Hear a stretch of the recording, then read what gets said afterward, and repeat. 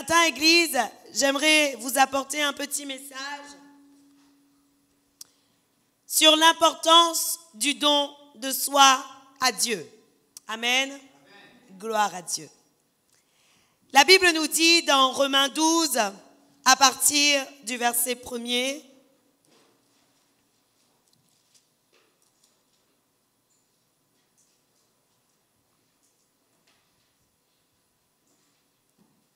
le verset 1er en réalité, puisque nous n'en allons pas prendre d'autres après.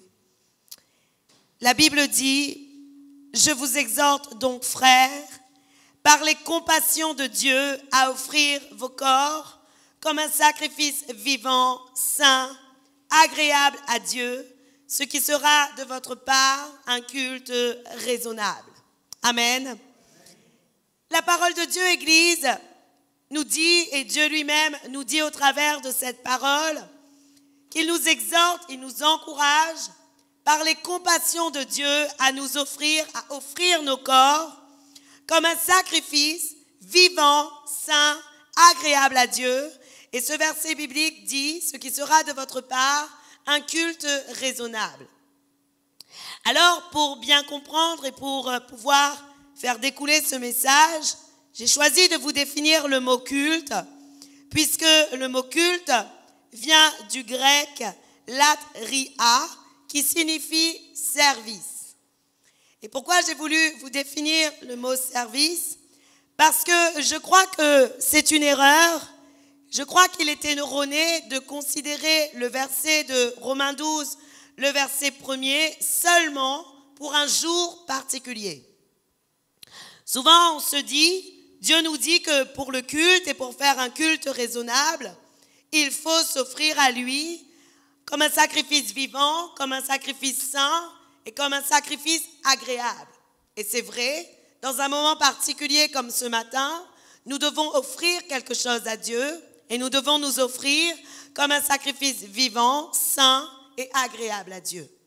Mais ce n'est pas le seul moment dans lequel Dieu nous demande de nous offrir à lui comme un sacrifice vivant. En réalité, Église, je crois que c'est tous les jours de notre vie que nous devons nous offrir à Dieu comme un sacrifice saint, vivant et agréable à Dieu. Je crois réellement que le Seigneur nous demande un don de nous-mêmes tous les jours de notre vie. Et voilà pourquoi je pense qu'il est erroné de considérer Romains 12, le verset 1er, comme étant seulement pour un jour de culte. C'est tous les jours. Tout ce que nous avons à faire pour le Seigneur, nous devons le faire comme nous avoir d'abord offert nous-mêmes en sacrifice saint, agréable à Dieu. Amen. Et la parole de Dieu, Église, nous montre qu'il y a une réelle différence de valeur entre le sacrifice d'autrefois que les sacrificateurs pouvaient donner à Dieu et le sacrifice qui est nécessaire aujourd'hui par Jésus-Christ. La Bible nous montre dans Hébreux 10, le verset 11 et 12,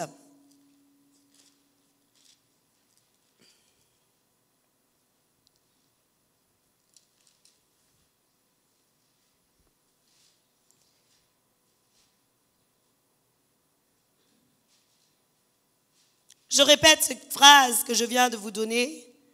Je crois qu'il y a vraiment une différence de valeur entre le sacrifice d'autrefois et le sacrifice d'aujourd'hui que Jésus-Christ a commencé à faire lui-même et que Dieu nous demande à présent.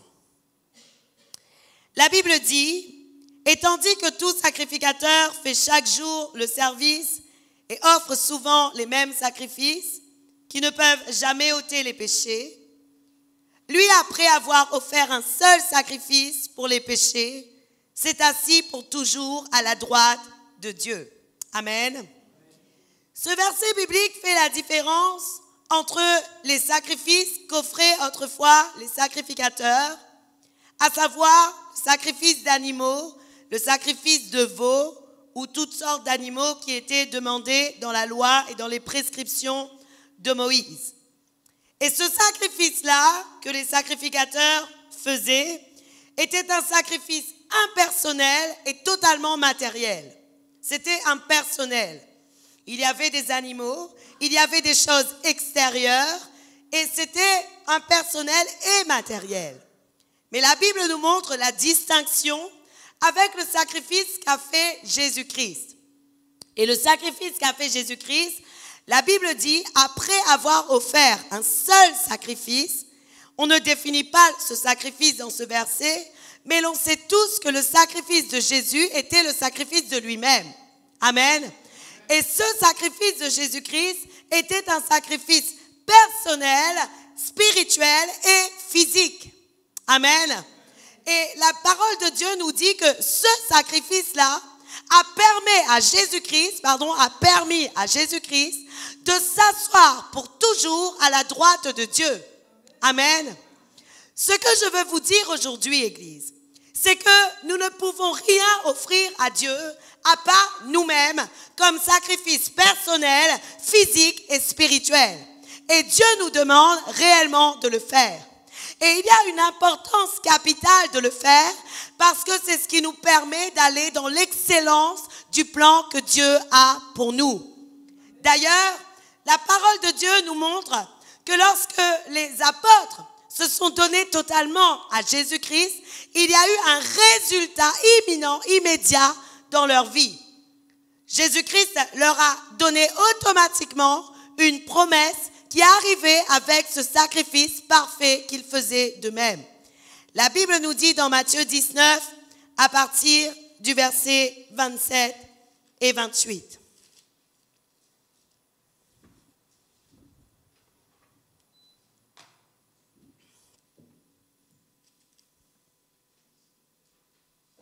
Matthieu 19, le verset 27 à 28.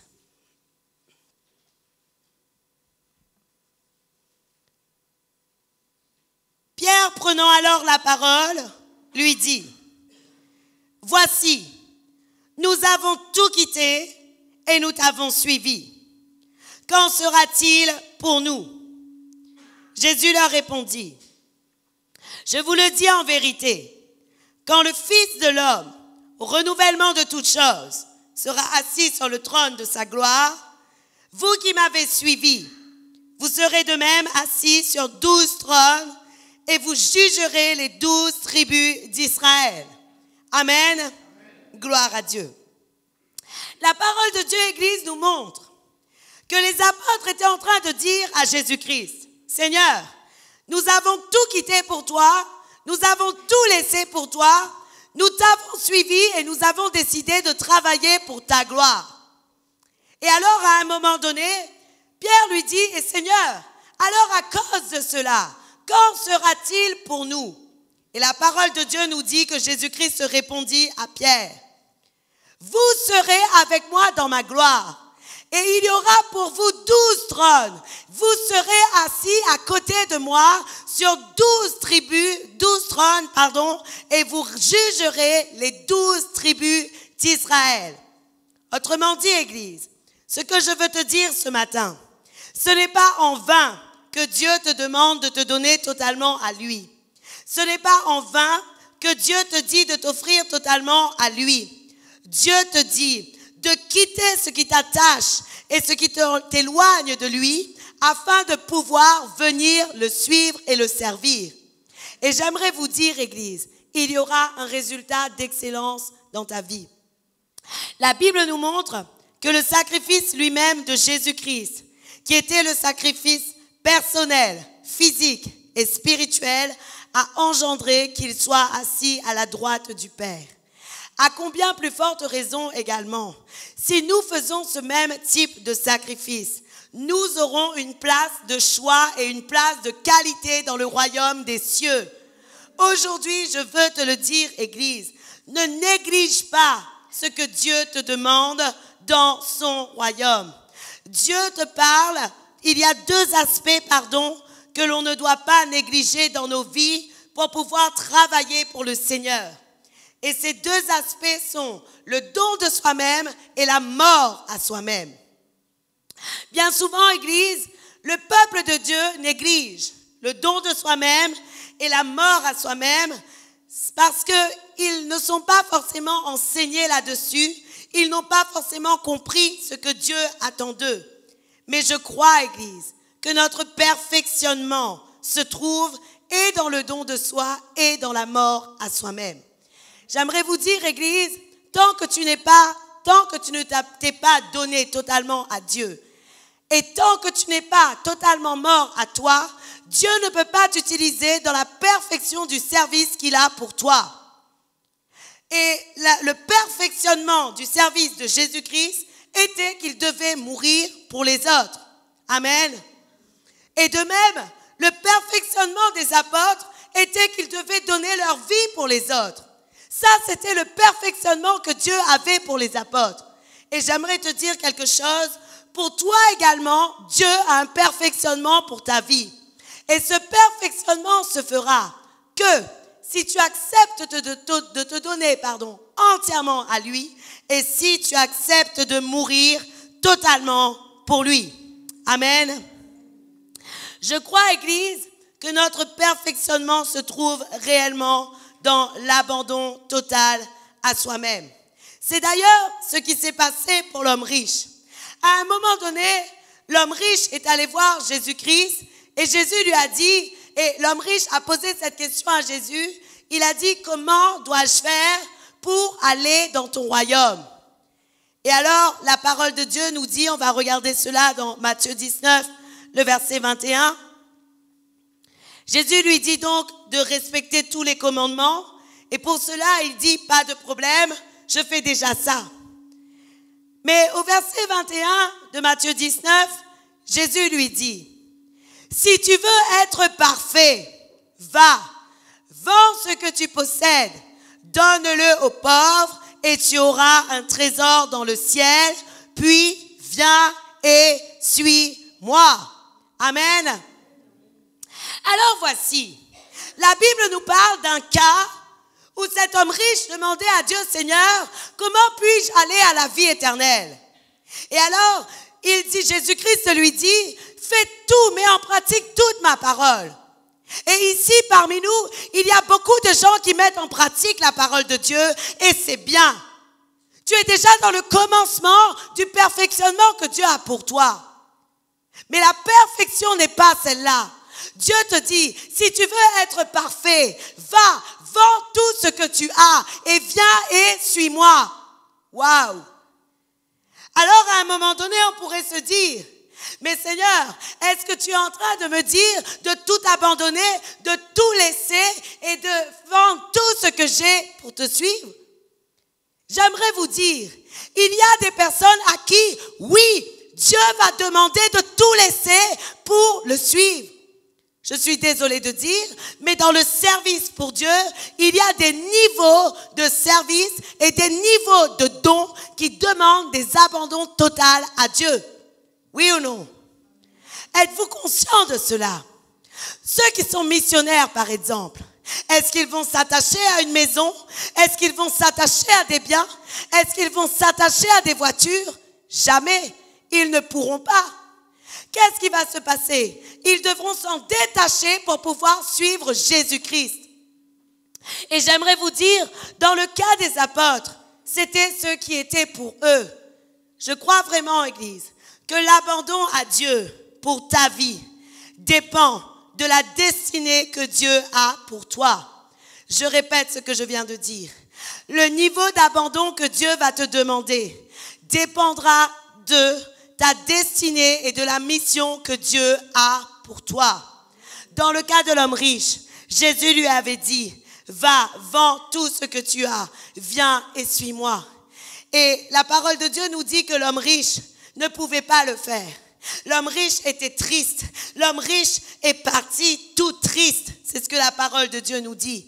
Et à un moment donné, les apôtres ont dit, mais Seigneur, qui peut alors entrer dans ton royaume?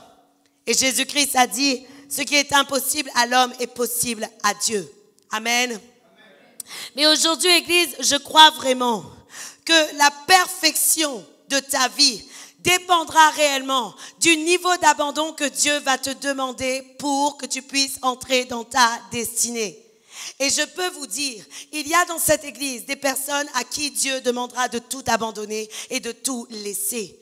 Plus ton ministère est grand, plus ton service est grand, plus ton service est important, plus ton service demande des déplacements, plus ton service te demande de faire des choses, Dieu te demandera de laisser tout, d'abandonner tout et de le suivre. C'était le cas des apôtres, oui ou non? Mais cela demande un abandon total à soi-même. Si tu n'es pas abandonné totalement à Dieu, comment vas-tu être prêt à dire à Dieu, Seigneur, fais de moi ce que tu veux, amène-moi là où tu veux que j'aille? C'est impossible. Et c'est à cause de cela que beaucoup ratent le service que Dieu a pour eux. Beaucoup ratent leurs tâches, beaucoup ratent leur ministère, beaucoup ratent le don que Dieu a pour eux parce qu'ils ne sont pas abandonnés totalement au Seigneur. Alors certains, lorsque je dis cela, ils ont peur et ils se disent, pourvu que ce n'est pas à moi que Dieu me dit de tout vendre. Mais ça peut arriver, Église, oui ou non? Ça peut arriver que Dieu te dit de tout laisser pour le suivre. Et si tu l'aimes, tu n'auras aucun mal à tout laisser pour le suivre. Si tu l'aimes et si tu lui appartiens totalement et si tu sais que ce qu'il fait est meilleur pour ta vie, tu n'auras aucun mal à tout laisser pour le suivre. Amen. La Bible nous montre que les apôtres, bien qu'ils avaient une place de choix dans le royaume des cieux, cela a nécessité un abandon réellement important. Jésus-Christ leur avait dit, ne vous inquiétez pas, vous avez tout laissé pour me suivre. Et je vous le dis moi-même, vous serez sur 12 trônes et vous régnerez sur les 12 tribus d'Israël. Mais ça, c'était leur récompense pour avoir tout abandonné. J'aimerais te le dire aujourd'hui. Toi aussi, si Dieu te demande aujourd'hui ou demain de tout abandonner pour le suivre, il y aura une récompense réellement très grande pour toi si tu fais tout ce que Dieu te demande de faire. Les apôtres ont obéi à Dieu. Les apôtres ont obéi à Jésus. Et lorsque Jésus-Christ leur a dit de tout quitter, ils ont réellement tout quitté. La Bible nous montre dans Luc 12, versets 31 et 33, que Jésus-Christ avait dit à ses apôtres de chercher le royaume d'abord, de tout vendre, tout ce qu'ils possédaient et de faire l'aumône aux pauvres. Oui ou non? Mais savez-vous, Église, lorsque Jésus-Christ leur avait dit de tout laisser, vous savez ce qui s'est passé? La parole de Dieu nous dit qu'ils n'ont jamais rien manqué. Amen. La Bible nous dit dans Luc 22, le verset 35, et Jésus lui-même leur dit, « Quand je vous ai envoyé sans sac, sans bourse, sans souliers, avez-vous manqué de quelque chose? » Ils leur répondirent, « Non. » Aujourd'hui, je veux parler à quelqu'un. Aujourd'hui, je veux parler à une personne qui veut avoir un service pour Dieu, qui veut avoir un ministère pour Dieu, qui veut travailler pour le Seigneur, qui veut faire quelque chose de grand pour lui. Je veux te parler à toi et je veux te dire qu'il se peut que Dieu te demande de laisser des choses. Mais es-tu prêt à abandonner certaines choses pour pouvoir le suivre? Tu te demandes souvent, comment faire pour aller à ma perfection? Comment faire pour aller dans le niveau que Dieu a pour moi? Il se pourrait qu'il y ait des choses qui t'attachent encore au niveau que Dieu a pour toi et à la mission que Dieu a pour toi. Et pour cela, il faut que tu acceptes de te donner totalement à Dieu afin qu'il puisse parler sur ta vie et te dire qu'est-ce qu'il faut que tu abandonnes pour pouvoir le suivre. N'est-il pas vrai, Église, que les apôtres, lorsque Dieu leur avait dit, vends tout ce que tu as, n'est-il pas vrai que les apôtres l'ont fait? La Bible nous montre dans Actes des apôtres que les apôtres ont tout vendu. Ils ont tout vendu, ils ont tout mis en commun pour pouvoir servir le Seigneur librement. Amen. Je ne dis pas que c'est le cas de tout le monde, parce que la parole de Dieu nous montre un autre cas d'une personne qui voulait suivre Jésus. Mais Jésus lui a dit non, tu ne me suivras pas. Au contraire, repars dans ta famille. Vrai ou faux? Je vais vous parler de ce démoniaque de Gadara. La Bible nous parle de cette distinction du démoniaque de Gadara. Je me suis souvent posé la question. Au travers de ce passage de Marc 5, je me suis dit, Seigneur, cela veut-il dire qu'il y a des personnes qui ne sont pas appelées à te servir? Et alors, j'ai beaucoup réfléchi sur ce passage. Parce que pendant un moment, je me suis dit, Seigneur, tu avais délivré ce démoniaque. Alors, comment se fait-il que tu lui as dit de ne pas te suivre? Mais j'ai la réponse aujourd'hui. La Bible nous dit dans Marc 5, le verset 17 à 20. Je vais vous expliquer l'histoire avant de le lire. C'est un démoniaque qui vivait dans les tombeaux. Et lorsque Jésus passait à côté de lui, le démoniaque est venu à sa rencontre et lui a dit « Que nous veux-tu, fils du Dieu vivant ?» Je fais une petite parenthèse. Même les démons savent parler de Jésus et savent proclamer le nom de Jésus. Je le dis parce que certains disent « Oh, on peut discerner les personnes qui ont l'esprit de Jésus-Christ s'ils disent Jésus, parce que quiconque ne dit pas Jésus, alors il n'est pas de Dieu. » Et la Bible nous montre vraiment, dans ce passage du démoniaque de Gadara, que les démons ont dit « Que nous veux-tu, Jésus, fils du Dieu vivant ?» Ce qui veut dire que même les démons savent confesser Jésus. Oui ou non? Ils savent dire Jésus. La différence, ce n'est pas que ça. La différence, c'est le fruit porté également. Tu vois un serviteur de Dieu lorsque tu vois le fruit qu'il porte. Tu vois un serviteur de Dieu lorsque tu vois son attitude. Tu ne vois pas un serviteur de Dieu que quand il dit Jésus, Jésus, Jésus. Je suis désolée de le dire, mais il faut le préciser. Amen. Alors, l'histoire du démoniaque de Gadara, pour revenir dans le message, la parole de Dieu nous dit donc que le démoniaque de Gadara était celui qui avait été libéré par Jésus-Christ. Aussitôt que Jésus-Christ est allé à côté de lui, il a été libéré dans son corps.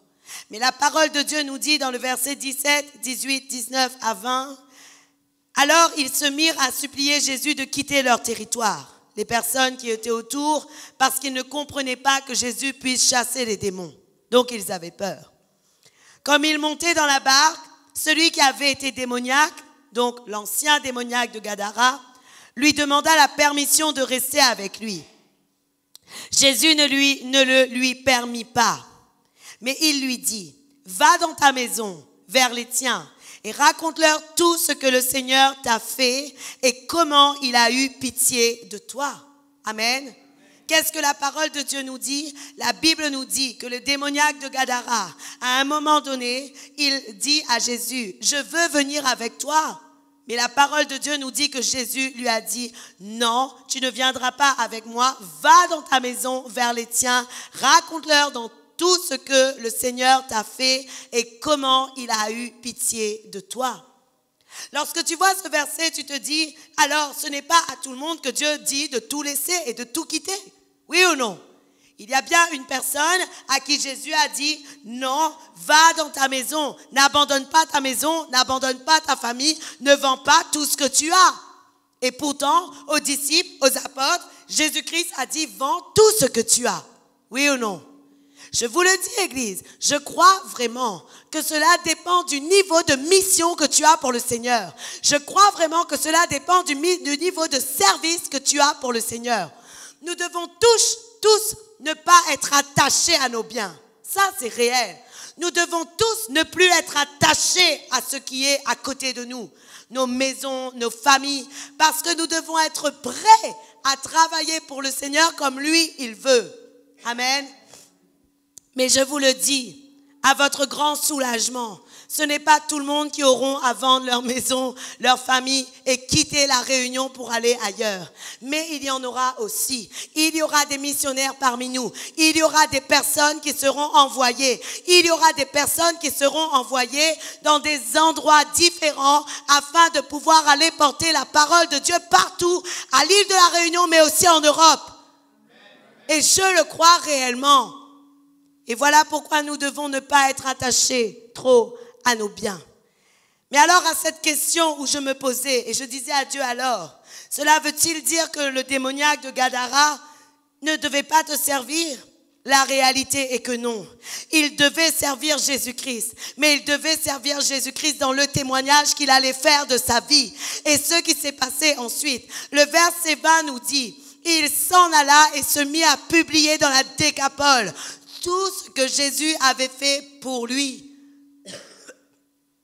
Et la Bible dit, tous furent dans l'étonnement. Savez-vous, Église, ce démoniaque de Gadara a travaillé beaucoup pour Jésus. Vous savez pourquoi? la Bible dit il est allé dans la Décapole. Et la Décapole, c'est un nom qui parle de 10 tribus qui sont au niveau de l'Est.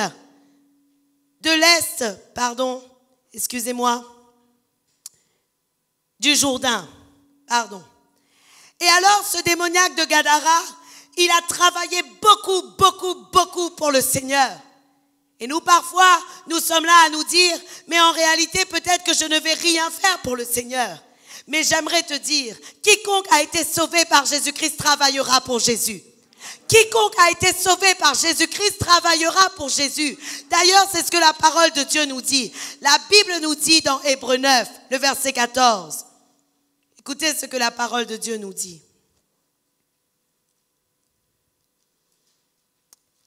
Car par une seule offrande, il a amené la perfection à la perfection pour toujours.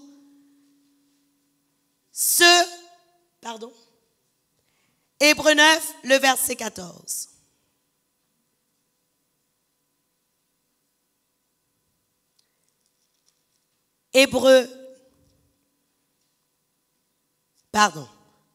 Combien plus le sang de Christ, qui par l'Esprit éternel s'est offert lui-même sans tache à Dieu, purifiera-t-il votre conscience des œuvres mortes, afin que vous serviez le Dieu vivant. Amen. Qu'est-ce que la Bible dit? La Bible dit que Jésus-Christ purifiera votre conscience des œuvres mortes, afin que vous serviez le Dieu vivant. Ce qui veut dire que vous tous qui êtes sur des chaises, bien assis, préparez-vous, vous serez des serviteurs pour l'Éternel. Vous serez tous des serviteurs pour l'Éternel. Chacun à son niveau. Chacun à la mesure du don que Dieu lui donnera. Chacun à la mesure du don que Dieu lui donnera. Mais vous servirez tous le Dieu vivant. D'ailleurs, c'est ce que je vous avais dit la dernière fois. Lorsque Dieu a parlé à Moïse, il a dit, dis à Pharaon de libérer mon peuple pour qu'il me serve. Amen. Ce qui veut dire, Église, ne pensez pas que parce que vous ne faites rien aujourd'hui, vous ne serez pas des serviteurs de Dieu. Vous serez des serviteurs de Dieu. Et aujourd'hui, je vous le dis, préparez-vous à laisser beaucoup de choses. Préparez-vous à vous détacher de beaucoup de choses. Parce qu'un serviteur de Dieu doit se détacher de tout ce qui l'encombre et de tout ce qui l'empêche de travailler pour le Seigneur. Et seulement lorsque vous serez soumis à la volonté de Dieu pour vos vies, que vous allez pouvoir comprendre ce que Dieu me demande d'abandonner. Beaucoup de personnes, ils cherchent leur ministère, ils cherchent leur service, ils cherchent qu'est-ce que j'ai à faire pour le Seigneur. Et je vais vous dire quelque chose, il y a même des gens, c'est vraiment absurde de faire ces choses. Ils quittent des églises parce qu'ils ne sont pas encore dans des services. Ils quittent des églises parce qu'ils sont en train de chercher leur service. Et comme on ne leur donne pas une position, ils s'en vont. C'est totalement absurde. Parce que peut-être que si tu n'as pas encore la position, c'est que tu n'es pas encore dans le niveau de perfection que Dieu attend de toi, et peut-être que tu ne t'es pas encore soumis à la volonté de Dieu pour être dans le service que tu dois être. Et je crois vraiment, je connais des gens comme ceux-là. Ils quittent les églises, ils vont ailleurs et puis ils disent « Enfin, le pasteur me laisse enfin prêcher ». C'est absurde, c'est totalement absurde d'agir de cette manière. Oui ou non? Aujourd'hui, Église, je vais vous dire quelque chose. Il faut réellement savoir être soumis au Seigneur. Savoir laisser Dieu dépouiller tout ce qu'il veut dépouiller en toi. Savoir laisser Dieu te détacher de tout ce qui te retient dans l'excellence du service que tu dois avoir pour lui. Parce que je vais vous dire quelque chose. Lorsque tu sers Dieu sans brisement, il y a beaucoup de chair qui parle à la place de l'Esprit de Dieu. Il y a beaucoup de chair qui parle à la place de l'Esprit de Dieu. Et voilà pourquoi il est important, il est primordial, il est capital que tu sois soumis à la volonté de Dieu pour ta vie et que tu sois prêt de te laisser dépouiller totalement et de te laisser mourir à toi-même dans ce que tu es. D'ailleurs, la mort à soi-même est primordiale. La parole de Dieu nous dit, Église, dans Jean 12, le verset 24.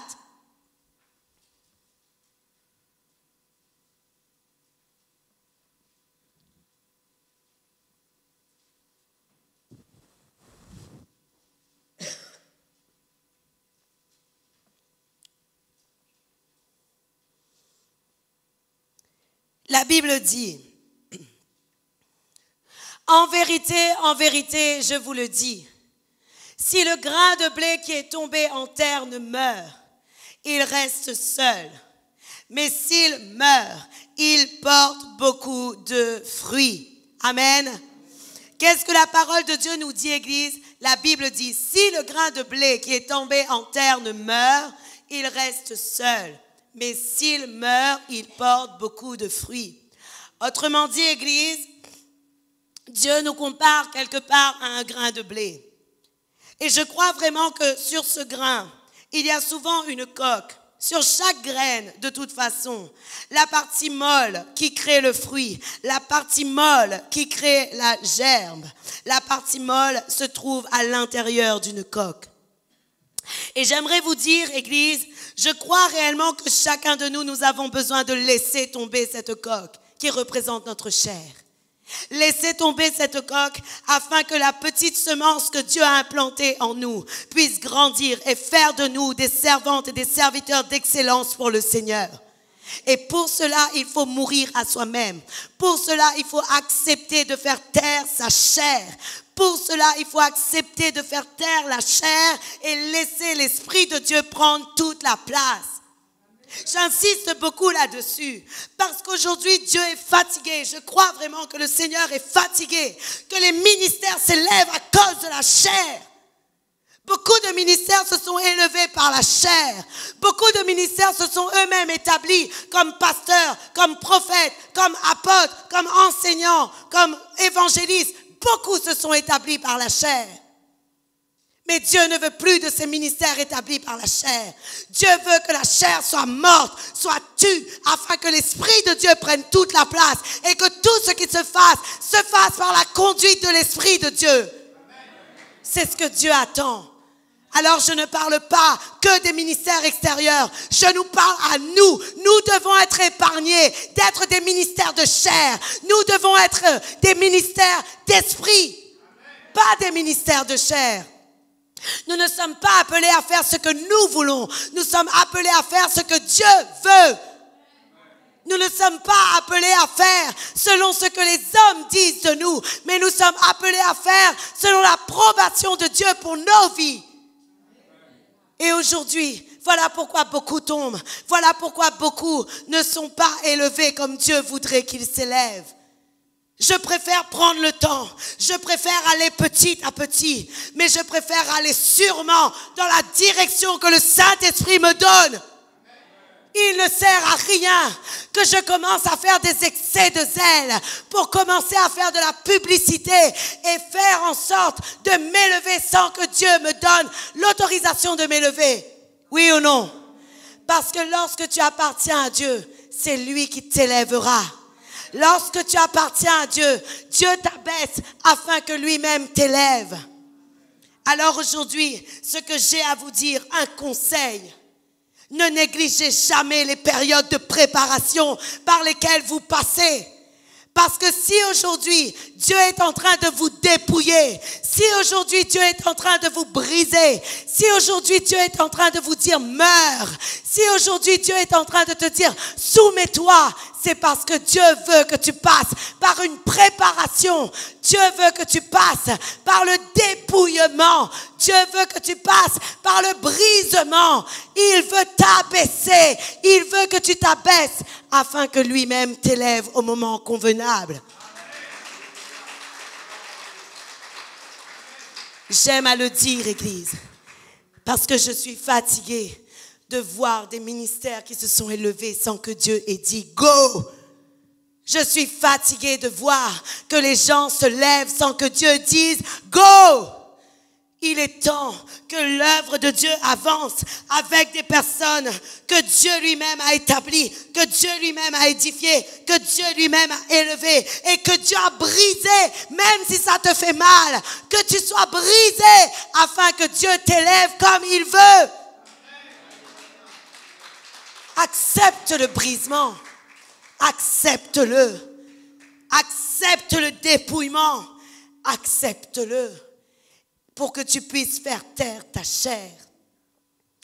Il y a une personne une fois qui disait que la chair est souvent considérée comme la femme de l'ennemi. Et je vais vous dire quelque chose. Je comprends ce qu'il a voulu dire. Parce que malheureusement, notre chair nous ralentit beaucoup. Malheureusement, notre chair nous empêche d'aller dans l'excellence de l'œuvre que Dieu a pour nous. Et je veux te le dire, Église, si ce matin le Seigneur parle de soumission, de don de soi-même et de mort à soi-même, c'est parce qu'il voit très bien qu'en vous, il y a des grands ministères. Vous savez, Église, Dieu m'a déjà montré qu'il y a de grandes choses en beaucoup.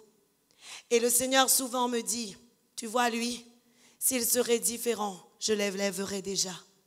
S'il serait différent, il serait déjà dans un autre niveau. Et alors je prie et je dis, Seigneur, alors dans ce cas, travaille son cœur, façonne son cœur, change sa manière de faire, afin qu'il soit dans le niveau d'excellence que tu as prévu pour lui. Parce qu'au milieu de nous, il y a des grandes richesses en vous réellement. Et je vous l'ai déjà dit, mais ce matin, le Seigneur veut alimenter encore ce que je vous ai dit, en vous disant maintenant, laissez-vous briser, laissez-vous façonner, laissez-vous être soumis, laissez-vous abaisser, afin que Dieu vous élève au moment convenable. Parce que le Seigneur va vous élever. Savez-vous, Église, lorsque vous avez beaucoup de connaissances, lorsque vous avez des capacités qui ne viennent pas de vous, lorsque vous avez compris des choses que le Seigneur lui-même a mis en vous, priez Dieu et demandez à Dieu, Seigneur, quand est-ce que tu vas toi-même me mettre dans l'endroit où tu veux que je sois, dans les niveaux d'excellence que tu veux que je sois, parce que la parole de Dieu nous dit, il n'allume pas une lampe pour la cacher sous un seau. Alors s'il a allumé quelque chose en toi et s'il a créé quelque chose en toi, c'est pour que tu serves avec excellence dans son royaume. Aujourd'hui, je vous le dis, Église, personne d'entre vous qui avait reçu quelque chose ne restera avec cette chose sans rien faire pour le Seigneur. Si Dieu vous a équipé, c'est précisément afin que vous puissiez servir pour sa gloire. Mais je veux vous le dire, ce que j'ai compris au travers de la parole de Dieu, au travers du temps depuis lequel je sers le Seigneur. Tant que je ne me laisse pas briser, ce n'est pas la voix de Dieu que j'entends me conduire, mais c'est la voix de ma chair que j'entends me dire, va et fais ça, va et fais ci, va et fais comme cela, va et fais comme ceci. Et j'aimerais vous dire, Église, nous avons trop tendance à nous dire, il y a aussi la voix des ténèbres, il y a aussi la voix de l'ennemi, c'est vrai. Mais lorsque tu chasses la voix de l'ennemi, il fuit loin de toi. Cependant, il y a une voix avec laquelle tu dois lutter en tout temps, ta propre voix intérieure.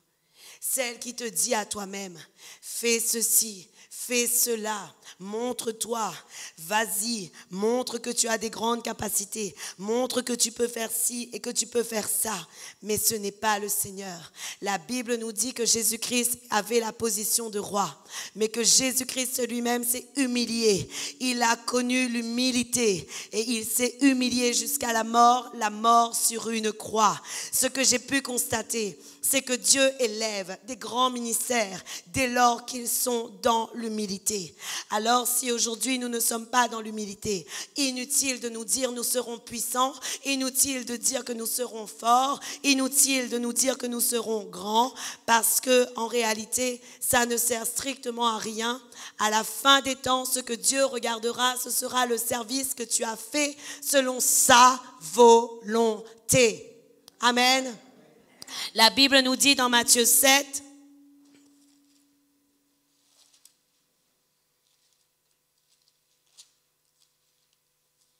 à partir du verset 22 et 23. La parole de Dieu nous dit, Plusieurs me diront en ce jour-là, Seigneur, Seigneur, n'avons-nous pas prophétisé par ton nom? Beaucoup diront ceci, Église, oui ou non? N'avons-nous pas chassé les démons par ton nom? Et n'avons-nous pas fait beaucoup de miracles par ton nom? Il y a beaucoup qui diront ceci. Mais la parole de Dieu nous dit dans le verset 23, « Alors je leur dirai ouvertement, je ne vous ai jamais connus.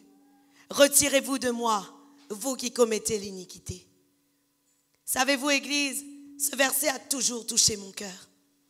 Je disais à Dieu en moi-même, Seigneur, t'imagines, je chasse les démons et lorsque j'arrive dans ton trône, tu me dis, tu ne me connais pas. Waouh! Cela signifierait que j'irai en enfer et qu'à ce moment-là, je serai encore beaucoup plus persécuté que si je n'avais rien fait. Oui ou non? Parce que le diable se vengera. Tu penses bien que le diable se vengera. La Bible nous dit, plusieurs diront, Seigneur, Seigneur, n'avons-nous pas prophétisé par ton nom et n'avons-nous pas chassé des démons par ton nom? J'aimerais vous le dire, si vous êtes en train de travailler pour le royaume des cieux et que vous n'êtes pas sûr que c'est un appel de Dieu sur vos vies, arrêtez tout de suite ce que vous êtes en train de faire. Arrêtez tout de suite l'œuvre que vous êtes en train de faire. Parce que si vous êtes en train de prophétiser et que ce n'est pas Dieu qui vous a demandé de parler, vous aurez beaucoup de comptes à rendre. Si vous êtes en train de chasser les démons et que ce n'est pas Dieu qui vous a demandé de chasser les démons, alors vous aurez là encore beaucoup de comptes à rendre. Tout ce que vous faites, qui ne vient pas du Seigneur, qui ne vient pas de Dieu, ne sert strictement à rien. Autrement dit, tu auras travaillé pour du vent. Je suis désolée de le dire, mais il est important de le rappeler. Ce n'est pas de travailler qui compte, c'est de travailler selon l'approbation de Dieu pour nos vies. C'est ça qui compte. Et Paul le disait. Paul disait, est-ce que je cherche l'approbation des hommes?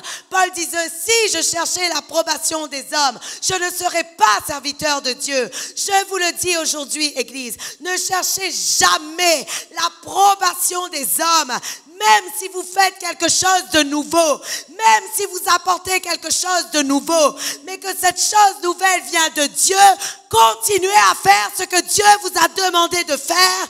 Ne cherchez jamais le oui des hommes, cherchez le oui et amen de Dieu.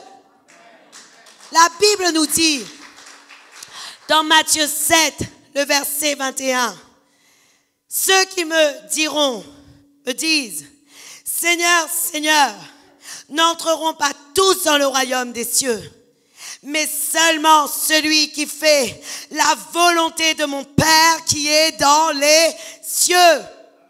Ce sont les seuls.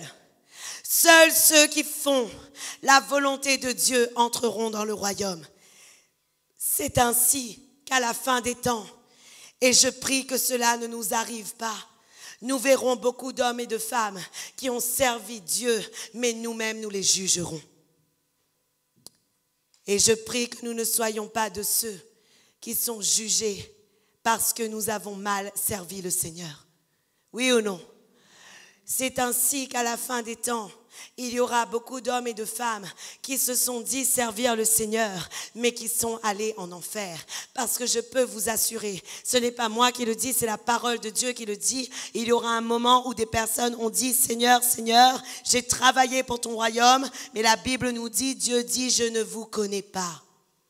Alors aujourd'hui, Église, ce que je veux te dire, ne te précipite pas à chercher à travailler pour le Seigneur. Ce que tu dois t'empresser de faire, c'est chercher réellement à être soumis à la volonté de Dieu. Ce que tu dois t'empresser de faire, c'est de mourir à toi-même, afin que lorsque Dieu aura besoin de toi, il t'élèvera comme il voudra que tu sois. Parce que c'est alors seulement que tu pourras être fier et que le Seigneur pourra être fier de toi et du service que tu fais pour sa gloire. Savez-vous, Église, lorsque Dieu cherche un homme et une femme qui fait le service comme il veut, il le voit, il le remarque. La Bible nous dit que Dieu remarquait très bien Job. Job 1, le verset 8, voici ce que la parole de Dieu nous dit lorsque le Seigneur était en train de parler à l'ennemi, au diable de Job, de sa vie. Dieu a dit à l'ennemi, à Satan, il lui a dit, Job 1, le verset 8,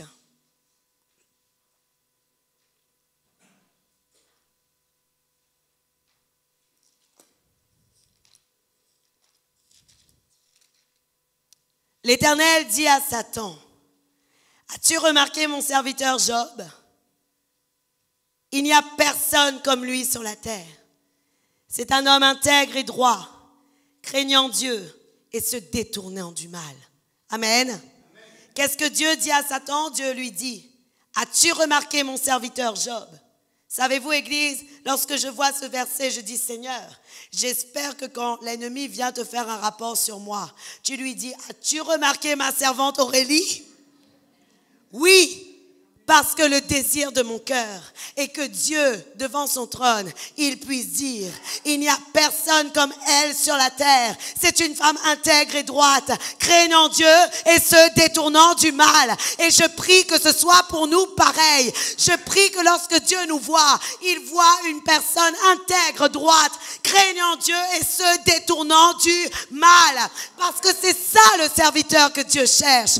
Dieu cherche un serviteur qui est un peu, on va dire, à part. Dieu cherche un serviteur qui est différent des autres, puisqu'il dit, il n'y a personne comme lui sur la terre. Ce qui prouve la différence. C'est un homme intègre et droit, craignant Dieu et se détournant du mal. Ce matin, Église, ne cherche pas à être le serviteur lambda ou un serviteur quelconque.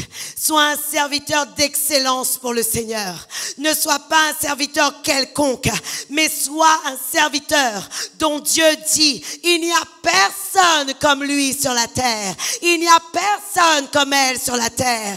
Elle est unique, elle est parfaite. Il est unique, il est parfait. C'est un homme droit, une femme droite, un homme intègre, une femme intègre. Quelqu'un craignant Dieu et se détournant du mal.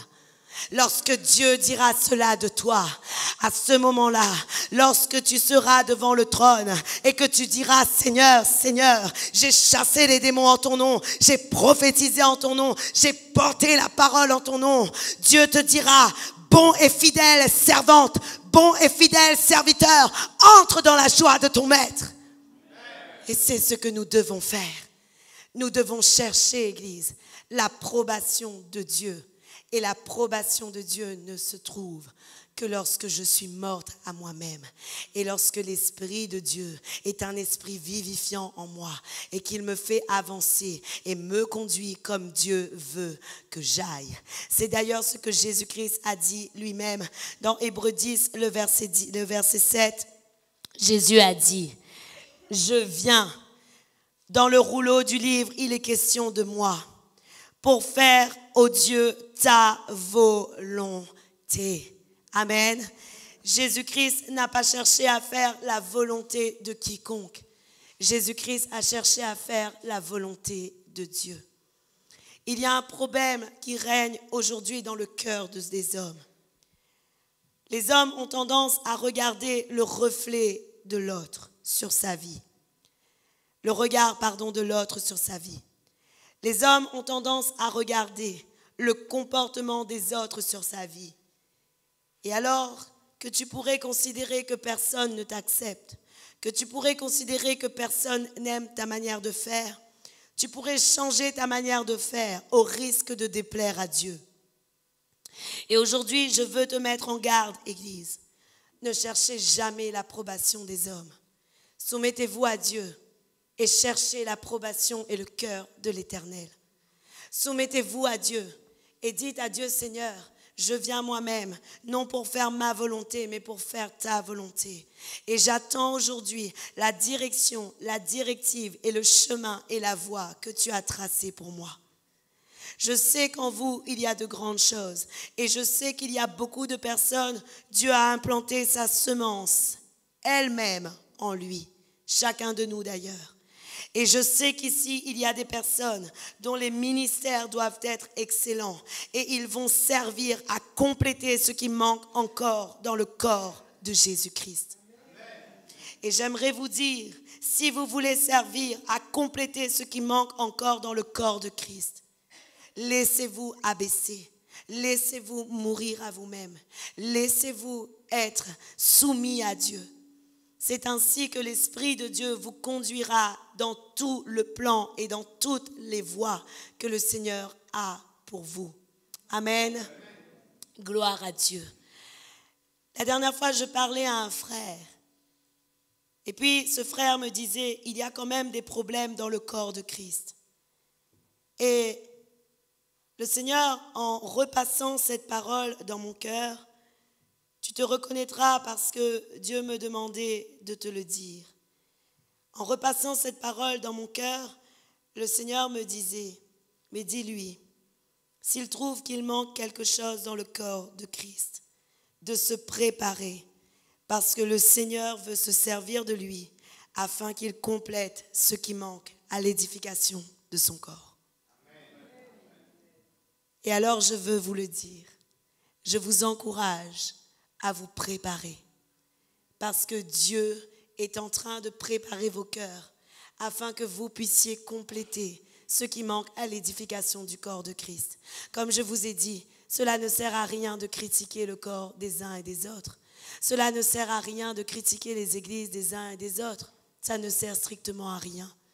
Mais toi, pose-toi la question, comment ma vie peut permettre à ce que le corps de Christ soit totalement bien disposé et que je puisse faire croître le corps de Christ comme Dieu veut que cela se fasse. Amen. Que le Seigneur vous bénisse, Église, et que Dieu vous conduise dans toute la vérité et que vous puissiez réellement vous laisser dépouiller comme une coquille qui doit être enlevée sur la petite noix, sur la petite graine. Laissez-vous enlever cette coque afin que le Seigneur mette à nu le petit noyau qu'il y a en vous et que vous puissiez grandir comme une grande gerbe et que vous puissiez ensuite devenir un arbre excellent et que vous puissiez avoir des branches et des feuilles et du fruit excellent en vous parce que Dieu veut que vous portiez beaucoup de fruits. Amen. Gloire à Dieu. Soyez pleinement bénis.